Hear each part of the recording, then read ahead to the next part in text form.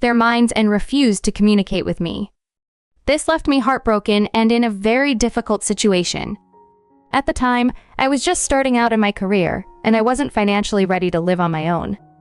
The suddenness of the eviction left me unprepared mentally and financially. The crux of the issue was my sister, Ellie, who was 34 at the time. Despite the age difference between us, which naturally created some distance, I never expected our relationship to take such a bitter turn. Ellie had been married to Noah, who was then 37, for 5 years. They seemed happy until she abruptly accused Noah of having an affair with my friend Ella, a claim that took everyone by surprise. Ella, who was 26, was actively working on gaining weight and had sought Noah's advice since he was a public health nutritionist. I was the one who introduced them, never imagining the chaos it would soon cause. One day, Ellie returned home distraught, claiming that she had filed for divorce because Noah had been unfaithful with Ella for the past 4 months. The allegation was shocking to me because both Ella and Noah exhibited characteristics completely contrary to those of deceitful people. Ella was a respectable woman, unlikely to engage with a married man, and Noah had always been devoted to Ellie. Despite my disbelief, my parents took Ellie's side without seeking any proof, choosing to believe their daughter over their son-in-law. The situation escalated quickly when Ellie blamed me for introducing Ella to Noah, claiming I had a hand in ruining her marriage. This accusation led my parents to make the hasty decision to expel me from our home. I tried to reason with them, but they were unyielding, forcing me out with nowhere to go. That night, I found myself sobbing on the sidewalk, surrounded by my belongings, utterly lost until a friend kindly offered me shelter. For years, I reached out to my family, trying to mend bridges, but to no avail. Then, nearly 7 years later, I received an unexpected email. It contained detailed explanations and evidence that refuted all the accusations against me and Noah. The truth about what really happened and the misjudgments made were finally clear. While this revelation brought some vindication, the years of estrangement and the pain of being unjustly ostracized by my own family could not be undone. The damage to our relationships had been profound, and the path to reconciliation, while now open, remained fraught with emotional turmoil. The unexpected catalyst for my family reaching out again. After all these years of silence, the engagement announcement on social media somehow made its way to them. Their reaction was not what I had anticipated. Instead of continuing the silence, I received a surprising message from my parents congratulating me, which opened the door to a very cautious reconnection. Reflecting back on everything, it became clear that my family had deeply entrenched the idea that I was at fault for my sister's failed marriage. My parents, perhaps influenced by their closer bond with Ellie and her position as the favored child, had reacted harshly without truly understanding the situation. They had told me they were disgusted by my supposed actions, a harsh judgment that seemed particularly unfair considering I was never involved in the alleged infidelity. This misunderstanding led to them blocking my phone number and even threatening legal action if I tried to approach them. In the weeks following my expulsion from the family home, I was completely cut off. I couldn't reach out to Ellie, Noah, or my parents to get any clarification or to defend myself. Noah, who also distanced himself by blocking me, left me with no direct way to challenge the accusations or to hear his side of the story. Both he and Ellie had moved back with their respective parents, leaving their shared home and making it impossible for me to find them. In my desperation for answers, I turned to Ella, the friend who'd been accused of the affair.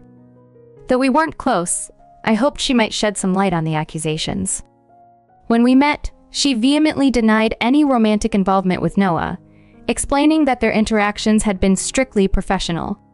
She even showed me proof of her stable relationship with her long-term boyfriend, to whom she was soon to be married. Her account contradicted everything Ellie had claimed and left me convinced of their innocence. Despite this revelation, I lacked concrete evidence to present to my family, which hindered any chance of reconciliation at the time. Forced to accept the harsh reality, I focused on rebuilding my life independently. I found a new apartment, dedicated myself to my career, and slowly healed from the emotional turmoil. The process was tough, but it redirected my energy towards personal growth and financial stability. Years later, as I celebrated my engagement, the joyous occasion unexpectedly bridged the gap between my estranged family and me. Their outreach, prompted by my engagement post, hinted at a possible thaw in our chilly relations. Though the past scars remained, this development presented a sliver of hope for mending ties that had been severed under false pretenses. As I move forward with my life, now enriched by my fiancé and a brighter future, I hold on to a cautious optimism about reconnecting with my family, acknowledging the complex journey of misunderstandings and revelations that led us here. That Noah could have fabricated such detailed evidence, and it finally painted the true picture of the situation that had uprooted my life so drastically. The revelation came as a shock. To think that all this time the story had been flipped. My sister, Ellie, was the one who had been unfaithful, not Noah. She had cleverly shifted the blame to Noah, accusing him of cheating with Ella, a scenario I had believed impossible given Noah's character and commitment to the marriage. The twist was that it was Ellie who had engaged in an affair with my friend William, a Prime Foods and sound engineer. William, who lived near Ellie's house, was someone I had casually introduced to her, knowing they shared a mutual interest in music. However, I had never anticipated the betrayal that followed. This anonymous email from Noah, sent several years after our last contact, and prompted by seeing my engagement announcement on Facebook, was a lifeline I didn't know I needed. My fiancée Olivia, who had inadvertently connected us through her wider social media circle, played an unintentional but crucial role in bringing this truth to light. Olivia's decision to share our engagement publicly had serendipitously bridged the gap between my past and present, showing just how small the world can be. Noah's email was detailed and impersonal, containing undeniable proof of the affair between Ellie and William. Screenshots of their intimate emails discussed their deceit, love for each other, and their plans to meet secretly, all behind Noah's back. These pieces of evidence were hard to digest, but they clarified many unanswered questions about the past. Ellie had not only lied about the affair, but had also tried to manipulate everyone into believing Noah was at fault. It was a revelation that turned everything I knew on its head. Understanding that Noah had felt uncomfortable about reaching out directly and chose to send an anonymous email made sense. He had been blocked by me during the heated moments following the breakup and had felt conflicted about reopening old wounds. However, his need to clear his name and share the truth outweighed the awkwardness of the situation. This unexpected disclosure did not erase the years of pain and estrangement, but it provided a sense of closure I desperately needed. It also opened up a path for potential reconciliation with my family, armed with the truth. The impact of this revelation was profound, not just in understanding what had truly happened, but also in beginning to heal the deep-seated wounds caused by years of misunderstanding and misplaced blame. Now, with a clearer understanding of the past and a fresh start with my fiancé, I felt equipped to confront the future with a newfound sense of resilience and hope. The journey ahead would involve mending relationships and building trust again, but with the truth now on my side, I felt ready to face whatever challenges might come. But I had something important to share that they all needed to hear. I had spent years estranged from my family, carrying the weight of accusations that had never truly belonged to me. It was time to clear the air. The emails, signed off with Ellie's middle name, an uncommon detail known only to those closest to her, were irrefutable proof of her deceit. For years, she had painted Noah as the villain, accusing him of infidelity, while she herself was the one entangled in an affair with my friend, William. The reality of the situation was twisted to her advantage, allowing her to garner sympathy and support from our parents during her divorce. After discovering the truth through an anonymous email, I connected the dots back to Noah thanks to the social media connections with my fiancée, Olivia. We met and discussed everything in detail. He explained how he had learned about Ellie's narrative from LA and had kept silent, unsure how to approach me after all these years. This silence had prolonged my suffering and alienation from my family, but upon learning the full extent of Ellie's manipulation, I couldn't stay away any longer. Noah and I decided it was time to confront the situation. We arrived unannounced at my parents' home where I hadn't set foot in over 7 years. My mom answered the door, and before she could fully comprehend the situation, we were inside. The living room scene quickly grew tense as my father and Ellie realized we weren't there for a mere visit. Despite my father's immediate threats to call the police, I stood my ground, driven by the need to expose the lies that had fractured our family. I explained everything to them, showing them the emails that proved Ellie's infidelity. The atmosphere was charged as the evidence contradicted the narrative they had believed for so long. Seeing the deception laid bare, the dynamics in the room shifted. Ellie, usually the couch potato who relied heavily on our parents, had no work or excuses to hide behind. It was a moment of reckoning for her and a pivotal one for me. The confrontation wasn't just about vindication or unraveling lies, it was about seeking a resolution to years of pain and misunderstanding. I hoped that by bringing everything to light, there might be a path to reconciliation. Not just with my parents, but potentially with Ellie too, despite the deep betrayal.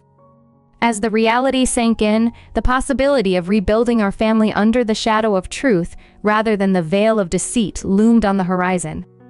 It was a daunting but necessary step towards healing and possibly forgiving. The road to recovery would be long and fraught with challenges, but standing there, in the home I once knew, I felt a cautious optimism about mending the broken ties. After all, understanding the full story was the first step towards forgiveness and, hopefully, a more honest and open family relationship in the future. She keeps finding ways to contact me. It's exhausting, really, but I'm firm on not letting her drama drag me back into the chaos. The day we confronted my family with the truth about Ellie's deception, it was as if years of built-up tension and mystery unraveled in just a few moments. Noah and I presented the divorce documents alongside screenshots of Ellie and William's emails that exposed their affair. My parents were shocked, not only by the revelation, but also by the additional sting that Ellie had to part with our grandmother's cherished diamond ring to settle the divorce, a ring that held sentimental value far beyond its monetary worth. As we laid out the facts, Ellie tried to dismiss herself from the living room, likely overwhelmed by the evidence stacked against her. Noah detailed the circumstances to my parents, and I filled in the gaps, explaining how the false narrative had cast me out for years. The atmosphere was thick with betrayal and disbelief. My father, initially hesitant, demanded a straightforward explanation from Ellie. However, when it became clear she was still weaving lies, he decided he had enough. He packed up her things and handed her the bags, echoing the expulsion I had faced years ago. This time, though, it was Ellie pleading for sympathy, not me. As Noah and I left the house, my resolve was firm. I had been vindicated, but the cost was high. The family dynamic had been irrevocably altered, and while part of me felt satisfaction at seeing karma in action, another part of me was just tired of all the drama. Recently, Ellie showed up at my doorstep, desperate and tearful, demanding I intervene on her behalf with our parents. It was surreal seeing her so unraveled, especially considering how she had once convinced everyone that I was the problem. I refused to help, telling her that our debts were now settled. She left a message on my door, accusing me of being vengeful. Maybe I was, but after everything, I felt justified. Despite the turmoil, I have no regrets about bringing the truth to light. The whole ordeal has only solidified my decision to distance myself from Ellie. She continues to attempt contact, hoping to elicit sympathy or assistance, but I remain detached. Her lifestyle changes, having to pay for her own living expenses, are a consequence of her actions, not my responsibility.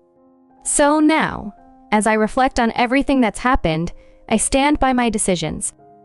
I've blocked her number again, and any lingering guilt about the repercussions she's facing has dissipated.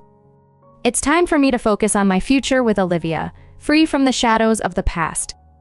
As for Ellie, I hope she finds a way to rebuild her life, but it will be without my involvement. Amidst the chaos of preparing for my wedding with Olivia, my parents suddenly appeared out of the woodwork, wanting to reconnect after spotting our engagement announcement on Facebook.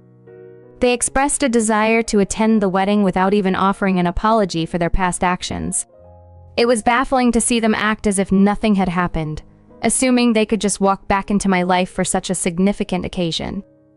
Olivia and I could only shake our heads and laugh at their messages, which seemed almost surreal in their disconnect from reality. The situation escalated when Ellie, undeterred by my previous warnings, dramatically threw herself across my car one morning, refusing to let me leave for work. Her actions forced me to call the police, and she was taken away while still trying to paint herself as the victim. Despite pressing charges, I knew my parents would bail her out, and I was right. They even had the audacity to send me a lengthy text afterward, criticizing me for being too harsh and calling their betrayal an honest mistake. Their message was almost comical in its lack of self-awareness.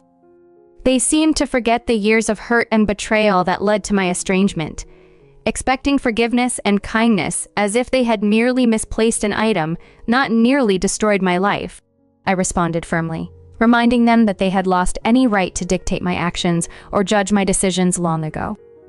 Returning from work, I found yet another message from them, this time inviting Olivia and me to dinner to sort things out before the wedding. They claimed they were giving both their children a second chance, as if I had been at fault in the past. Olivia and I laughed at their audacity. It was clear they still didn't grasp the extent of their actions or my resolve. I wrote back one last time, making it clear that I had no interest in reconnecting or attending any dinner. I was content with my life as it had been for the past 7 years without them.